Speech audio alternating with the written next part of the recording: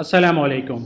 Welcome to Splendid Accounts. जैसा कि आपके नॉलेज में है कि हम 15-20 डेज़ के अंदर अपनी नई बिल्ड अपलोड करते हैं, जिसमें हम कुछ नए फीचर्स वगैरह भी अपडेट करते हैं, कुछ रिपोर्ट्स के भी फाइन ट्यून करते हैं, कुछ नई रिपोर्ट्स भी अपडेट करते हैं।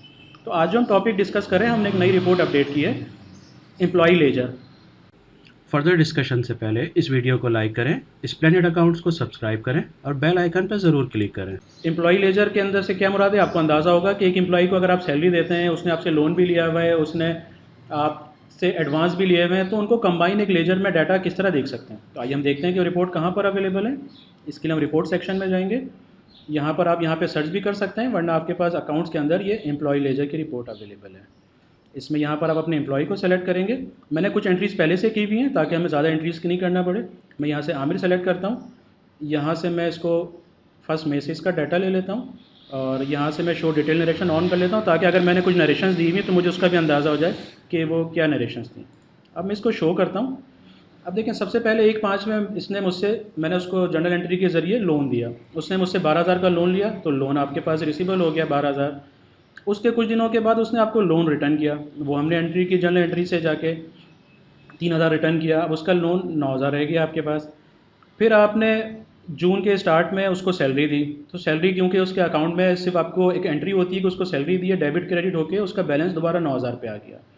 उसके चंद दिनों के बाद उसने आपसे एडवांस लिया कि मैं नेक्स्ट सैलरी में आपको दे दूंगा, तो उस एडवांस उसने 6,800 का एडवांस लिया, उसमें 15,800 अब आपका रिसीवेबल बैलेंस रह गया।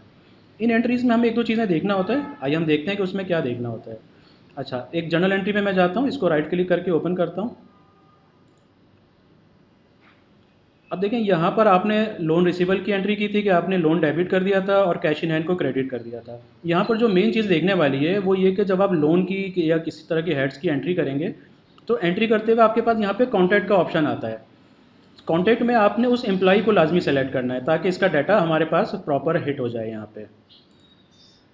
इसी तरह जब लोन की आपने रिटर्न की एंट्री की थी तो उसने, तो वो बिल्कुल रिवर्स एंट्री थी। जब आपने इसकी एंट्री की एक्सपेंस के फॉर्म से जाके सैलरीज की, इसको हम देखते हैं। अब एक्सपेंस की जब आप एंट्री करते हैं तो आपके पास कॉन्टैक्ट का ऑप्शन ऊपर आता है। यहाँ पर जब आप एंट्री कर रहे होते हैं तो एंट्री करेंगे तो वहाँ पे आप कॉन्टैक्ट सेलेक्ट करेंगे और जस्ट आपने वेजेस एंड सैलरीज को यहाँ से डेबिट किया और ऊपर आपने कैश इन हैंड सेलेक्ट कर लिया। तो जो कॉन्टैक्ट आपने सेलेक्ट किया था उस कॉन्टैक्ट में आपके पास ये एंट्रीज जो हैं वो डेबिट क्रेडिट दोनों में चली गई। अब देखिए, यहाँ पे डेबिट क्रेडिट हो गया। इसी तरह जर्नल एंट्री की, जो हमने दोबारा जर्नल एंट्री की, इसको एडवांस दिया एम्प्लॉय को, तो उसका लेजर अपडेट हुआ। तो आपने ये ख्याल रखना है कि आपने जो एंट्रीज़ करनी है, चाहे एक्सपेंस के ज़रिए चाहे जर्नल एंट्री में, वहाँ पे अगर लोन दिया है तो लोन वाले हेड में, एडवांस दिया तो एडवांस वाले हेड में, और अगर आपने एक्सपेंस किया है तो जर्नल ऊपर एक दफ़ा आपने उस एम्प्लॉय को लाजमी कॉन्टैक्ट के अंदर सेलेक्ट करना है।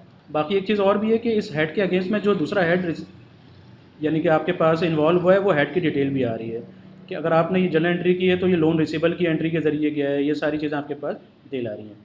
तो अब आप अपनी किसी पर्टिकुलर एम्प्लॉय की कंप्लीट डिटेल, कंप्लीट उसका जो लेजर है वो एक जगह देख सकते हैं कि इससे लेन देन आपकी इस ड्यूरेशन में आपने क्या की है।